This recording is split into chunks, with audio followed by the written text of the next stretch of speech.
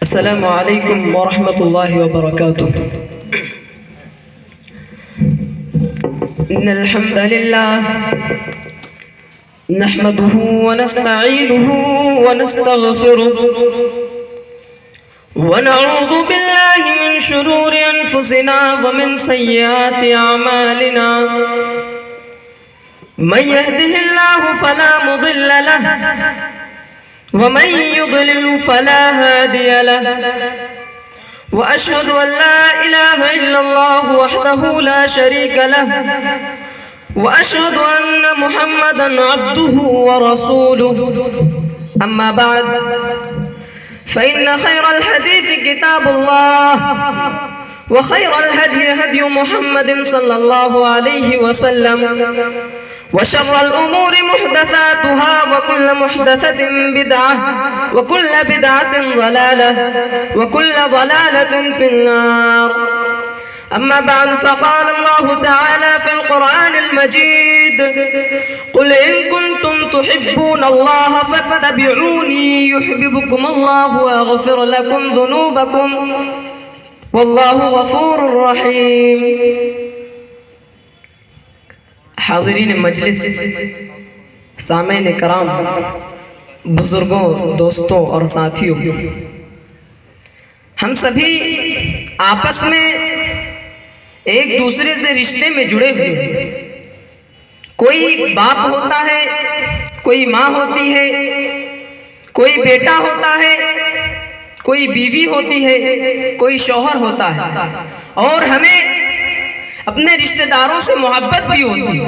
اور ہونی بھی چاہیے، لیکن آج ہم ایسے محبت کے بارے میں بات کریں گے جس کا ہمیں شریعت نے حکم دیا ہے۔ وہ ہستی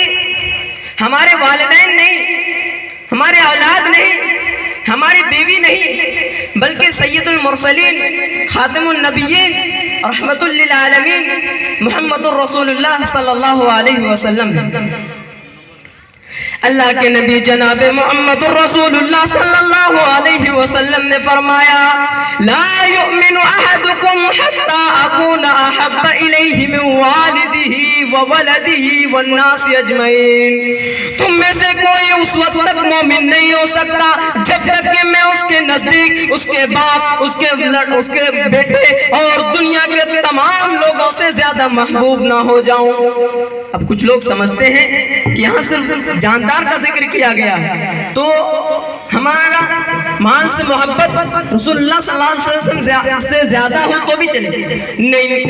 تو اس کا جواب بھی اللہ تعالیٰ نے قرآن مجید کے اندر دیتے ہوئے ارشاد فرمایا: قل ان کنتم تحبون، قل ان کان آباؤکم وابناؤکم واخوانکم وازواجکم وعشیرتکم واموال اقترفتموها وتجارت تخشون کسادها ومساکن ترضونها احب الیکم من اللہ ورسولہ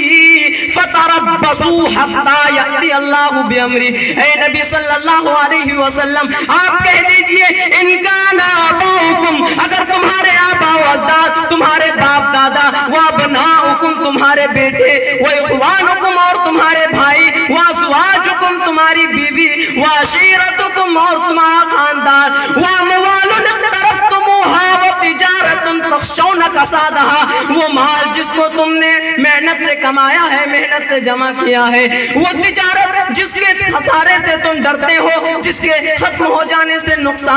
جس کے نقصان سے تم ڈرتے ہو، خوف رکھتے ہو، ومساکن ترضونها، وہ مسکن، وہ ٹھکانے، وہ رہائش خانے جہاں تم رہتے ہو، خوشی خوشی زندگی گزارتے ہو، عیش و عشرت کی زندگی گزارتے ہو، احب الیکم من اللہ ورسولہ، اگر یہ تمام کے تمام چیزیں تمہیں اللہ اور اس کے رسول سے زیادہ محبوب ہے، زیادہ پسندیدہ ہے، وہ جہاد فی سبیلہ، اور اللہ کے راستے میں جہاد سے، قربانی سے زیادہ محبوب ہے، فتربصوا حتی یأتی اللہ بامرہ، تو تم انتظار کرو یہاں تک کہ اللہ تعالیٰ اپنا عذاب لے آئے، تم اللہ کے عذاب کا انتظار کرو۔ یہاں اللہ تعالیٰ نے ان تمام چیزوں سے محبت کرنے کو منع نہیں کیا، لیکن ان سب چیزوں کی محبت اللہ اور اس کے رسول کے محبت پر غالب نہیں آنا چاہیے۔ اور کیوں نہ ہو، اللہ کے نبی چھوٹی نعمت تھوڑی ہے۔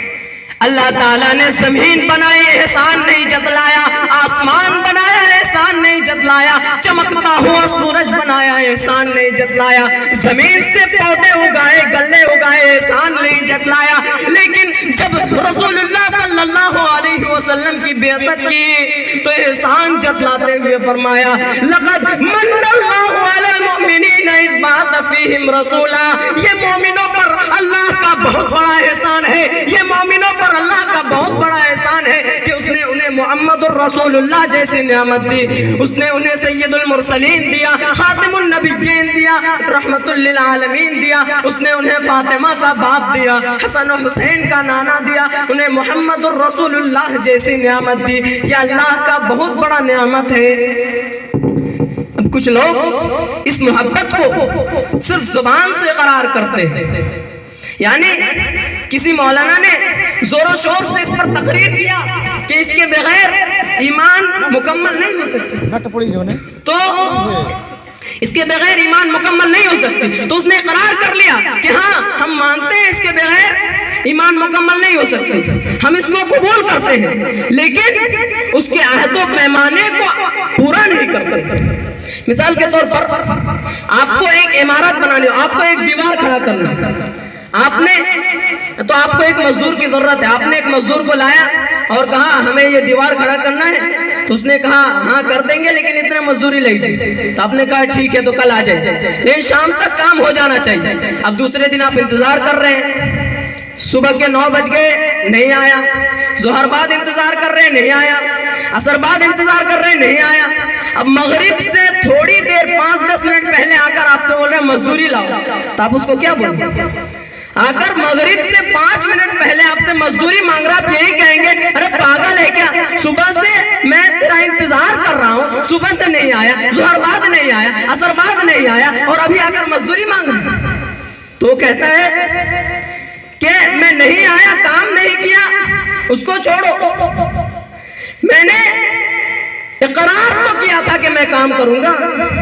میں نے یہ قبول تو کیا تھا کہ میں کام کروں گا، اور تم نے وعدہ کیا تھا کہ شام کو آ کر مزدوری لے لینا، تو لاؤ میری مزدوری لاؤ۔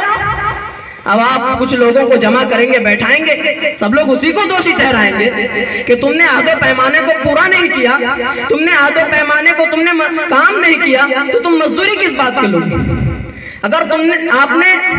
اس کو کورٹ میں، اس مقدمے کو کورٹ میں پیش کیا تو وہ مقدمہ ہار جائے گا۔ ارے جب عہد و پیمانے کو پورا نہیں کیا، کام نہیں کیا، تو مزدوری کس بات ہے؟ اسی طرح اگر انسان صرف محبت کا اقرار کرے، اس کے عہد و پیمانے کو پورا نہیں کرے اور جنت کی امید رکھے، تو اللہ تعالیٰ کہے گا ارے تم نے عہد و پیمانے کو، عہد و پیمانہ کیا ہے؟ تقیم الصلاۃ وتؤتی الزکاۃ وتحج البیت وتصوم رمضان، ارے تم نے تو اللہ تعالیٰ کہے گا تم نے عہد و پیمانے کو پورا نہیں کیا، تو مزدوری کس بات کی مانگ رہے ہو، جنت کس بات کی مانگ رہے ہو؟ تمہیں جنت نہیں ملی۔ پتہ ہے چلا کہ صرف اقرار کر لینے سے، صرف اقرار کر لینے سے، قبول کر لینے سے جنت نہیں ملنے والی۔ اسی طرح کچھ لوگ صرف دعویٰ کرتے ہیں کہ ہم محب رسول ہیں، اللہ اور اس کے رسول کے چاہنے والے ہیں، کے سامنے بھی اپنا اخلاقی کریمانہ پیش کریں جس طرح صحابہ کرام نے پیش کیا۔ چنانچہ غزوہ بدر کے موقع پر جو مشرکین قید ہو کر آئے تھے، ان کے بارے میں اللہ کے نبی جناب محمد رسول اللہ صلی اللہ علیہ وسلم نے صرف ایک حکم دیا تھا کہ خبردار اے صحابہ، ان قیدیوں کو کوئی تکلیف نہ ہونے پائے۔ اس وقت نبی کے ایک حکم پر اپنے جان کی بازی لگانے والی ان مقدس ہستیوں نے اپنے جانی دشمن، اپنے خون کے پیاسے وہ مشرکین مکہ جو کبھی ان کو عرب کے تپتی ہوئی صحراؤں پر لٹا کر ان کے سینے میں گرم بھاری پتھر رکھ دیتے تھے، ان کے ساتھ اتنا اچھا برتاؤ کیا، اتنا بہتر سلوک کیا کہ آج بھی دنیا اس کی مثال پیش کرنے سے قاصر ہے۔ کہنے کا مطلب یہ ہے میرے بھائیوں کہ نبی سے محبت صرف زبانی طور پر کافی نہیں ہے، بلکہ اس کے ساتھ ساتھ عمل کی بھی ضرورت ہے۔ آخر میں اللہ رب العالمین سے دعا ہے کہ اللہ تعالی ہم تمام مسلمانوں کو نبی سے خالص محبت کی توفیق دے، آمین۔